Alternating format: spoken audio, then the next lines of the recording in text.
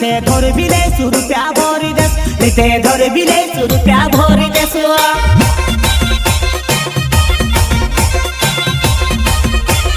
पारके गामे आइरे मुजादा मानी हलवा निते धरबिले सुरुप्या भरी देस निते धरबिले सुरुप्या भरी देस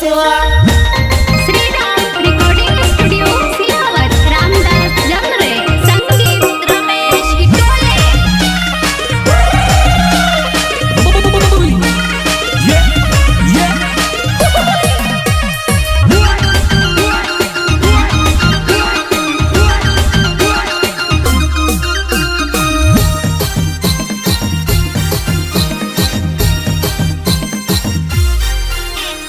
इहाई बणी ने आया बाबोराते उनके बंद पीले में बने नाचिले इहाई बणी ने आया बाबोराते उनके